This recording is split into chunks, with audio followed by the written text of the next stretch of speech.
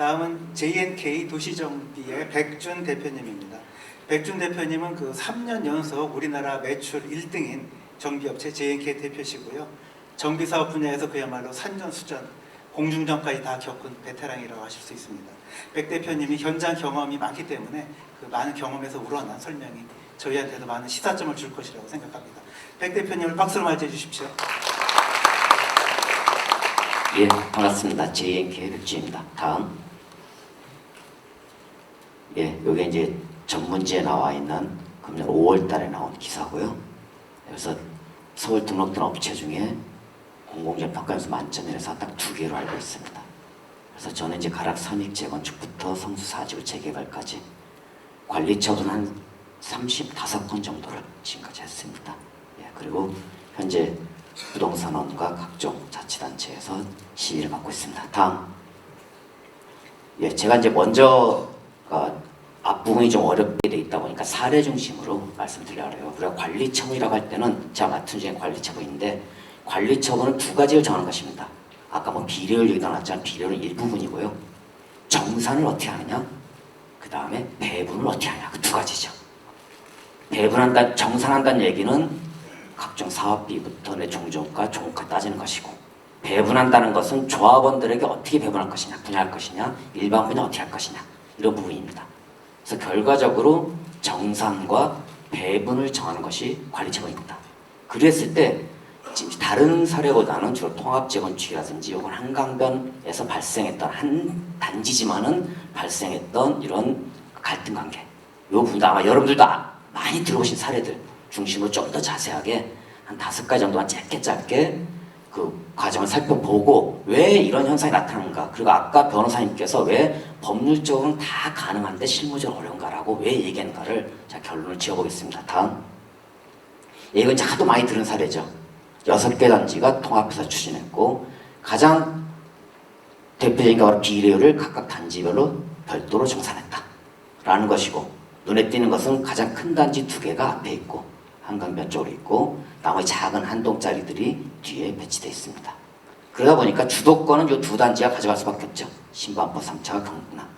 단지 명도 그래서 조합명이 신반포 3차 경남으로 되어 있습니다.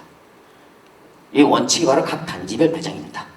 예, 독립정산에 정산을 독립을 했고 그 다음에 배정도 단지별로 배정한다라고 관리처분 계획서에 작성이 되어 있죠. 그리고 각 단지 내에서는 권리가 다액순으로 표현 배정한다. 부족시에만 잉여단지를 배정한다. 부족시에 만약에 원활히 못 들어가면 뒤쪽으로 갈 수 있는데 이 경우조차도 경남과 신반포 3차에게 우선권을 준다. 뒤로 갈 때도 라고 되어 있습니다.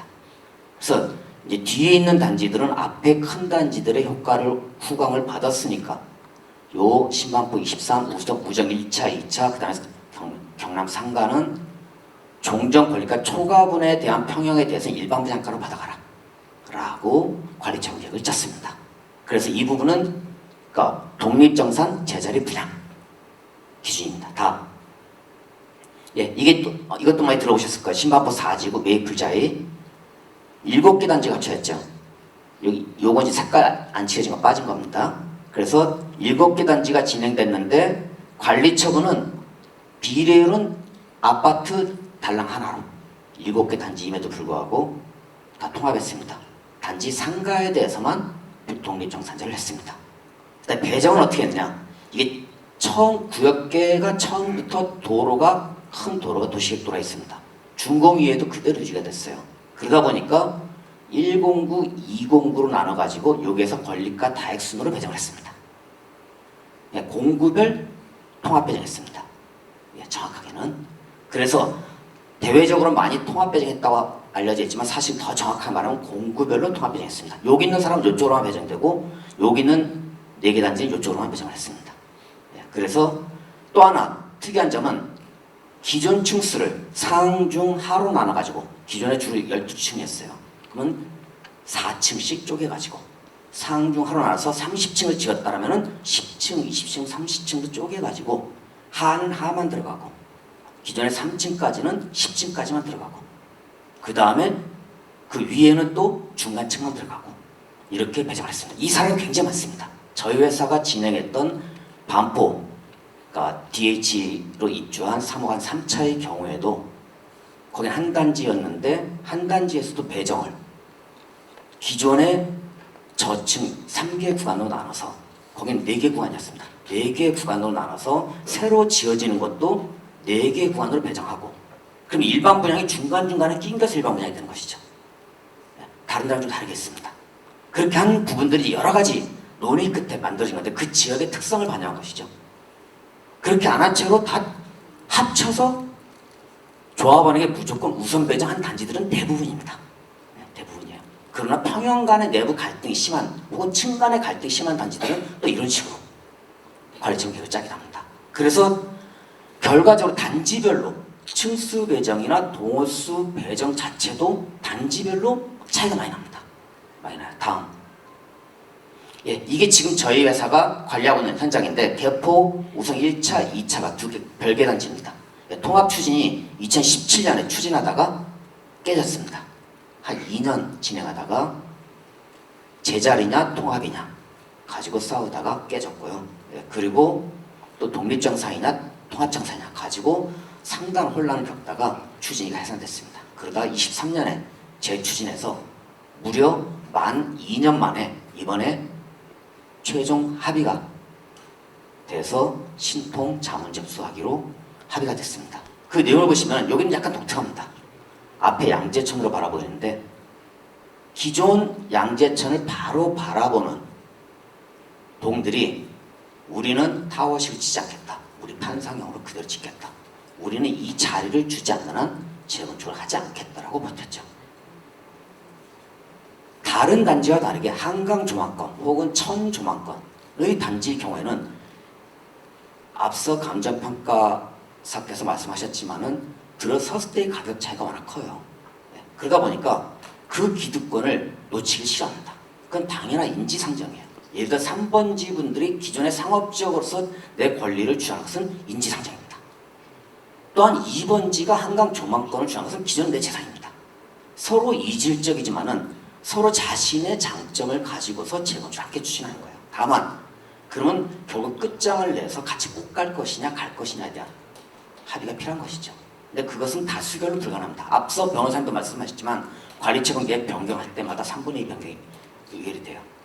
결과적으로 51%대 49%를 갈 수 있는 상황은 아닙니다. 그럼 문제는 오늘 지금 뉴스 바로 3시부터 나오던데 오전에 부동산 공급 확대 대책도 발표됐잖아요. 사업 시행인가와 관리 처분인가 지금 통합 진행합니다. 재건축에서. 그래서 건축 시행이 끝나면 바로 감정평가하고 분양시청에서 사업 시행인가 되면서 관리 처분이 같이 가는 걸로 절차는 굉장히 빨라지는데 주변에 여건은 마련되는데 저희는 계속 남의 얘기로 갈 것 같아서 안타깝습니다. 그래서 어쨌든 여기 이제 독특하게 천을 바라보는 단지. 처음에는 2017년도에는 1단지, 2단지 싸움이었는데 지금은 1, 2단지는 차치하고 여기 있는 동들이 우리의 권리를 주지 않는 한 동의하지 않겠다 라는 것으로 가면서 다른 문제는 전부 다 묶고 가기로 했습니다. 계획도 결국 이렇게 짤 수밖에 없었죠. 그리고 나머지는 딱 제자리가 될 수가 없어요. 그러다 보니까 근거리 배정으로 기존하고 딱 안 맞다 보니까 근거리 배정. 그래서 가장 가까운 쪽 배정한다 로 얘기를 하기로 했고요. 그리고 이후에는 좀 더 세분화될 때는 이후에 이제 동을 지정하기로 했습니다. 예, 그런 식으로 이제 협의가 진행될 수밖에 없습니다. 예, 지금 이게 이제 관리청 방식이에요. 쉽게 말하면 초안입니다. 지금 정비계획이지만 이거를 기조로 해서 정관이 만들어지고 이 정관을 기조로 해서 관리청 계획이 짜지게 되겠죠. 예, 자 다음. 예, 한남아이치 한 단지입니다. 한 번지예요. 이쪽이 한강입니다. 요 동들이 한강배입니다. 이 자리를 주지 않는 한 사업하지 않겠다 라고 해서 계획안이 이 단지, 이 동 3개를 중심으로 짜였고 예.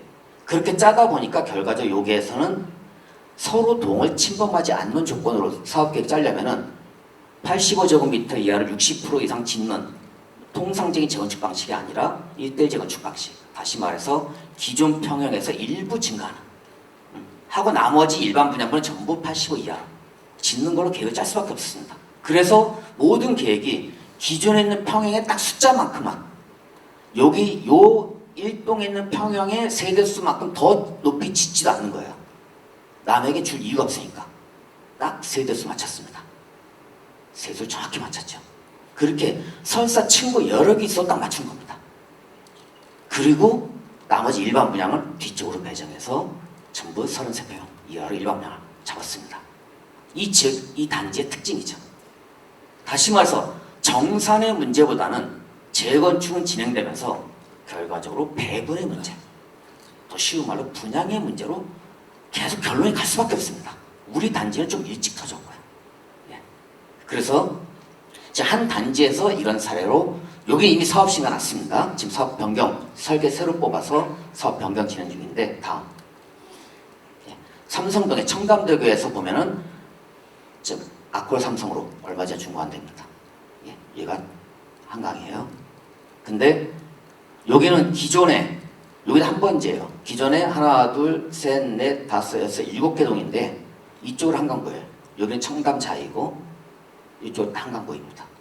그러다 보니까 숱한 합의 끝에 제자리 재건축 원칙을 하자라고 해서 아예 관리처분 계획에다가 요 동은 요 동, 요 동은 요 동. 여기 조금 남네. 요쪽 동은 여기 좀 주고 나머지 요쪽 주고. 뭐 요 동은 여기 조금 거친 데 주고. 라고 해서 관리처분 계획을 정산 부분이 아니라 배분에 대한 부분을 구체적으로 동 라인을 명시해서 관리처분 계획을 짰습니다. 그렇게 짰더니 어떤 일이 발생했냐면은 제 뒷동들은 남는 게 없는 거. 뭘 해도 뒤에 배정이야. 또 이렇게 짓고 나니까 다 가리네. 예. 그래서 뒤에 있는 분 한 분이 이거 임시한 관리처분 청구입니다. 무효 확인 소송을 걸었습니다. 이거는 제 자리가 아니다. 여기 있는 사람이 제 자리 가려면 여기 빈 땅 가야 된다. 이거 제 자리가 아니다. 라고 소송을 제기했어요. 그랬더니 판결에서 불가피하다.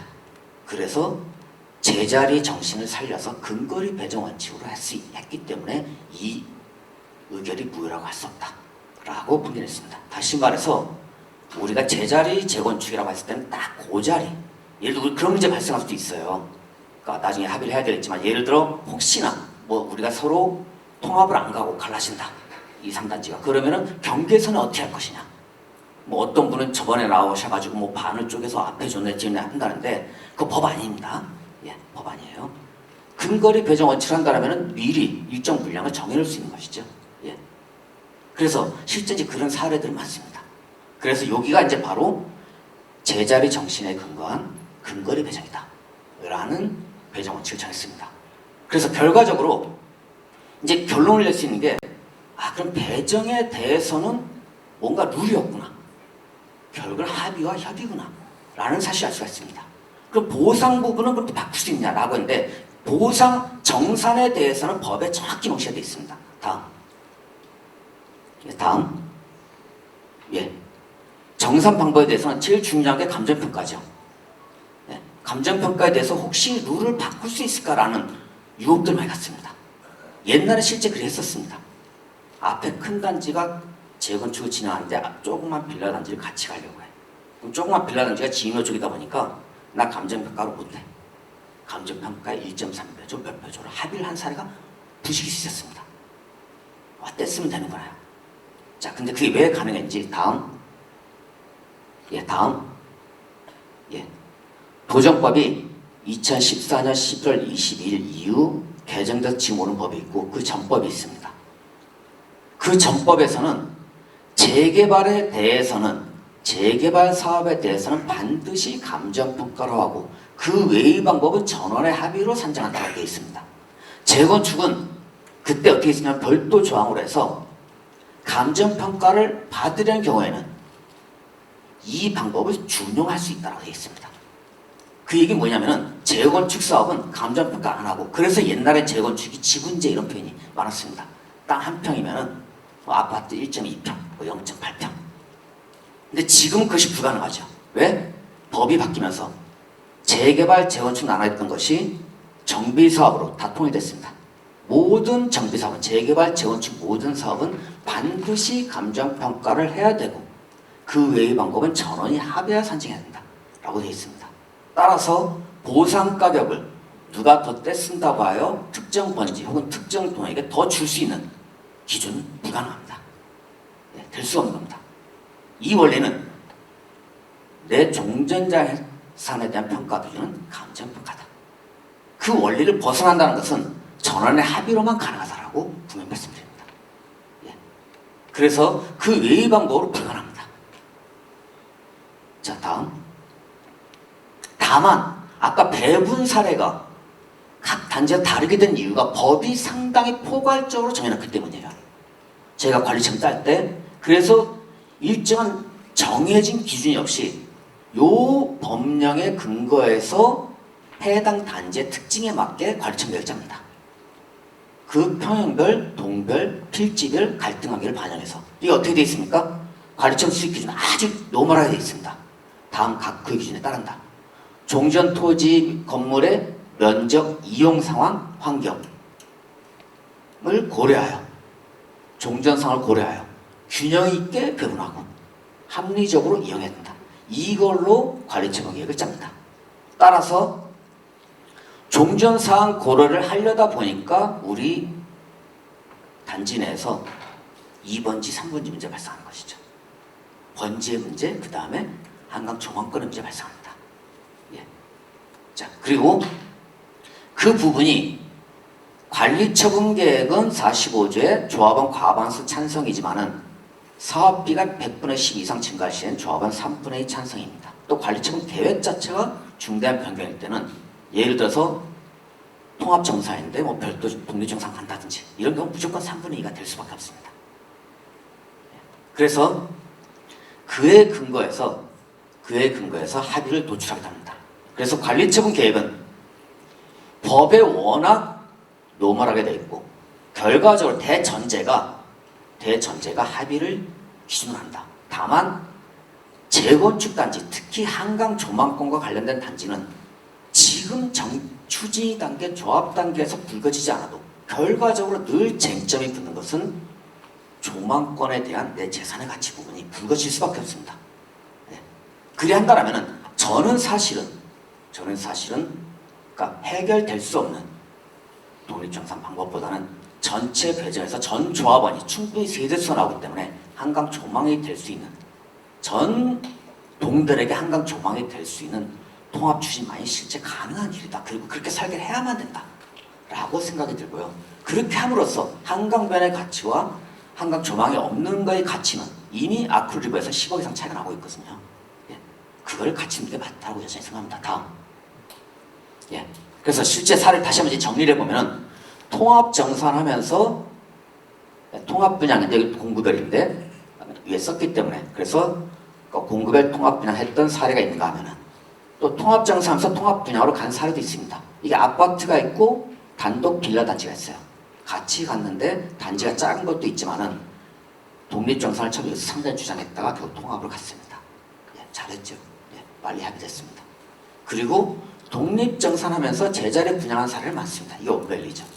그러나 아까 변호사님도 얘기했지만 제가 판결 자료나 회신 자료를 숱하게 찾았으나 독립 정산하면서 이미 내 재산 가치를 별도 구분해서 정리를 하면서 이미 내 가치, 상대방의 가치를 구분해 놓은 상태에서 그렇게 손익을 따져놓고 그것을 섞어서 분양한 사례는 아직까지 못 찾았습니다. 네. 사회가 없다는 얘기는 쉽게 말해서 그 합의가 쉽지가 않다는 것이죠. 네. 그렇기 때문에 우리가 만에 하나 신축 세대가 모자라서 한강 조망이 모두 보장되지 않는다라면은 여전히 싸울 만한 가치가 있죠. 그러나 지금 그것이 아니라 일률적으로 종상이 되면서 전체적으로 층고 완화되고 하면서 전체적으로 한강 조망이 보장된다라면은 저는 빨리 현실화될 수 있는 방법을 찾는 것이 맞지 않겠나라고 생각합니다. 예, 다음. 가끔 이제 극단적인 사례입니다. 자꾸 세 번 나누는 경우가 있는데 실제 사례입니다. 이거 막 멀쩡히 가던 동네가 실제 사례예요. 작은 편, 큰 편 받은 사람별로 갈등이 있다 보니까 야 작은 편, 큰 편 공사비 원가 따자. 작은 편이 실제로 단가가 좀 더 셉니다. 예, 그러니까 큰 편들이 건드린 거예요. 공사비 원가 따서 우리 별도 관리 처분해. 말이 안 되는 거죠. 공동사업에서. 그러니까 작은 편이 뭐라 했습니까? 거기 이제 재개발에서 발생된 사례인데 그 당시에는 이주비를 전체 사업비로 같이 무이자라 그래갖고 조합원이 나중에 갚는 게 아니라 조합 사업비로 묻었어요. 큰 편 가진 사람들은 이주 비자가 훨씬 많았어. 그거 이주 비자 별도 정산해. 사업 못 가는 거죠. 예. 지나친 세분화 좋지 않습니다. 제가 있다 보니까 2번지에서 어떤 분이 저한테 제시했어요. 야, 이거 더 쪼개자. 30-2가 있고 30-3 중에 3종 있어. 상업 있고 각자 따로 가자 그러더라고요. 이렇게 쪼개는 게 의미가 있습니까? 예, 서로 공별하는 것이죠. 예. 근데 이것이 저는 우스갯소리가 아닙니다. 극단적으로 가면은 계속 이렇게 세분화되는. 그리고 나서 나중에 또 배정받는 평에 따라서 또 세분화되는 과정을 항상 거쳤습니다. 사업이 왜 평균 8년, 10년인데 왜 대부분 15년 걸리냐? 법으로 명시되지 않은 부분, 합의에서 정리돼야 될 부분들을 자꾸 일정 선에서 마무리되지 않았을 때는 이 과정이 나올 수밖에 없습니다. 예. 그런 점에서 다시금 여기 계신 상부 소비자분들께 호소합니다. 현실 가능한, 실현 가능한 재건축 방안을 지금 해야 됩니다. 더 이상 제가 여기 들어온 지 벌써 만 5년 지났던데 5년 동안 대체 뭐 했는지 모르겠습니다. 답답합니다. 그래서 좀 더 노력해서 성공적인 재건축이 되도록 저도 좀 더 적극적으로 나서보도록 하겠습니다. 고맙습니다.